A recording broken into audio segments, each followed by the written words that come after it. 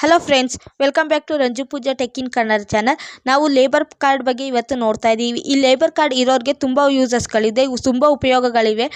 ಈ ಉಪಯೋಗಗಳಲ್ಲಿ ಏನು ಅಂತ ನೋಡೋದಾದರೆ, ಈ ಲೇಬರ್ ಕಾರ್ಡಲ್ಲಿ ಮಕ್ಕಳುಗಳಿಗೆ ಸ್ಕಾಲರ್ಶಿಪ್ ಅಂತೇಳಿ ಕೊಡ್ತಾರೆ. ಆ ಸ್ಕಾಲರ್ಶಿಪ್ ವಿಡಿಯೋನ ನಾವು ಆಲ್ರೆಡಿ ಅಪ್ಲೋಡ್ ಮಾಡಿದ್ದೀವಿ, ಆ ವಿಡಿಯೋನ ನೋಡಿ.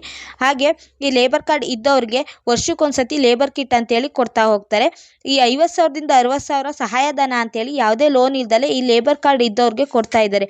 ಆ ವಿಡಿಯೋನ ನಾವು ಇವತ್ತಿನ ವಿಡಿಯೋದಲ್ಲಿ ನೋಡೋಣ.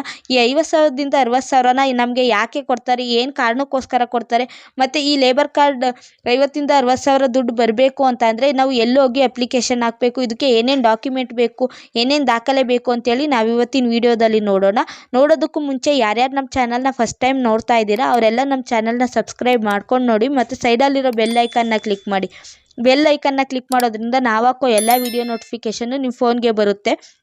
ಆರ್ಥಿಕವಾಗಿ ಹಿಂದುಳಿದಿರೋ ಕಾರ್ಮಿಕರಿಗೋಸ್ಕರ, ಅಂದರೆ ಈ ಬಡ ಕಾರ್ಮಿಕರಿಗೋಸ್ಕರ ಉಪಯೋಗ ಆಗಲಿ ಅಂತೇಳಿ ಈ ಯೋಜನೆನ ಮಾಡಿದ್ದಾರೆ. ಈ ಯೋಜನೆ ನೇಮು ಏನು ಅಂತ ನೋಡೋದಾದರೆ, ಕಟ್ಟಡ ಕಾರ್ಮಿಕ ಇಲಾಖೆ ಮತ್ತು ಇತರೆ ನಿರ್ಮಾಣ ಇಲಾಖೆ ಮಂಡಳಿ ಅಂತ.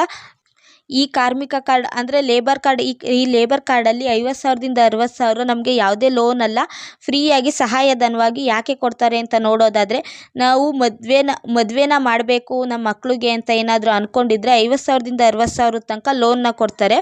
ಇದಕ್ಕೆ ಯಾರ್ಯಾರೆಲ್ಲ ಅರ್ಜಿ ಹಾಕ್ಬೋದು, ಇದಕ್ಕೆ ಯಾರ್ಯಾರು ಅರ್ಜಿ ಸಲ್ಲಿಸ್ಬೋದು ಅಂತ ನೋಡೋದಾದರೆ, ನಾವು ಕಾರ್ಮಿಕ ಕಾರ್ಡ್ನ ಮಾಡಿಸಿದ ದಿನದಿಂದ ನಾವು ಯಾವ ಡೇಟಿಗೆ ಅರ್ಜಿನ ಹಾಕ್ತೀವಲ್ಲ ಆ ದಿನದವರೆಗೆ 1 ವರ್ಷ ಕಂಪ್ಲೀಟ್ ಆಗಿರಬೇಕು, 1 ವರ್ಷ ತುಂಬಿರಬೇಕು. ಅಂಥವರು ಇದಕ್ಕೆ ಅರ್ಜಿನ ಹಾಕ್ಬೋದು.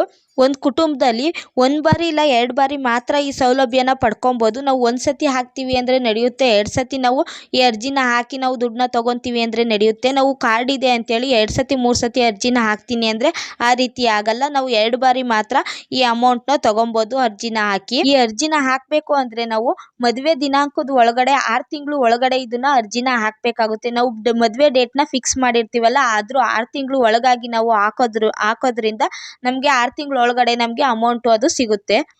ಈಗ ಆ ಅರ್ಜಿ ಹಾಕಬೇಕಾದ್ರೆ ಏನೇನು ದಾಖಲೆ ಬೇಕು, ಏನೇನು ಡಾಕ್ಯುಮೆಂಟ್ ಬೇಕು ಅಂತ ನೋಡೋದಾದರೆ, ಈಗ ನಾವು ಲೇಬರ್ ಕಾರ್ಡ್ ಇರುತ್ತಲ್ಲ, ಆ ಲೇಬರ್ ಕಾರ್ಡು ಕಂಪಲ್ಸರಿ ಇರಲೇಬೇಕಾಗುತ್ತೆ. ಮತ್ತು ಉದ್ಯೋಗ ದೃಢೀಕರಣ ಪತ್ರ ಇರಬೇಕಾಗುತ್ತೆ, ಮತ್ತು ಬ್ಯಾಂಕ್ ಖಾತೆಯ ವಿವರ ಅಂದರೆ ಬ್ಯಾಂಕ್ ಡೀಟೇಲ್ಸ್ ಎಲ್ಲ ಕೊಡಬೇಕಾಗುತ್ತೆ. ಮತ್ತು ಮದುವೆ ಕಾರ್ಡ್ಗಳು ಇರಬೇಕಾಗುತ್ತೆ. ಮದುವೆ ಕಾರ್ಡಿನ ಜೊತೆ ನಾವು ಎಲ್ಲಿ ಏನಾದರೂ ಚೌಟ್ರಿಲಿ ಏನಾದರೂ ಮದುವೆ ಮಾಡ್ತಿರ್ತೀವಿ ಅಂತ ಅಂದರೆ, ಆ ಚೌಟ್ರಿ ಕಡೆಯಿಂದ ನಾವು ಇಲ್ಲಿ ಮದುವೆ ಮಾಡ್ತಿದ್ದೀವಿ, ಇಷ್ಟನೇ ತಾರೀಕು ಮದುವೆ ಮಾಡ್ತಿರ್ತೀವಿ ಅಂತೇಳಿ ಅವರು ಅಲ್ಲೊಂದು ಚೀಟಿನ ಬರ್ಸ್ಕೊಂಡು ತೊಗೊಂಡೋಗ್ಬೇಕಾಗುತ್ತೆ. ಮತ್ತು ರೇಷನ್ ಕಾರ್ಡು ಇದ್ರ ಜೊತೆ ಇರಬೇಕಾಗುತ್ತೆ.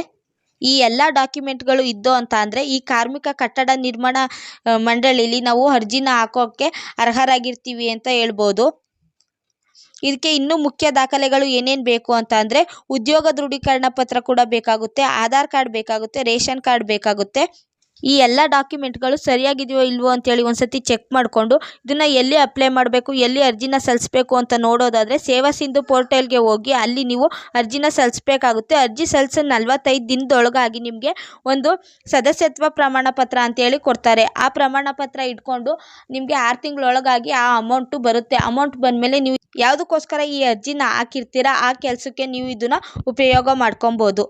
ನನ್ನ ಈ ವಿಡಿಯೋ ನಿಮ್ಗೆ ಏನಾದರೂ ಇಷ್ಟ ಆಗಿದ್ರೆ ನನ್ನ ವಿಡಿಯೋನ ಲೈಕ್ ಮಾಡಿ, ನಮ್ಮ ಚಾನಲ್ನ ಸಬ್ಸ್ಕ್ರೈಬ್ ಮಾಡ್ಕೊಳ್ಳಿ, ಸೈಡಲ್ಲಿರೋ ಬೆಲ್ ಐಕನ್ನ ಕ್ಲಿಕ್ ಮಾಡಿ. Thank you.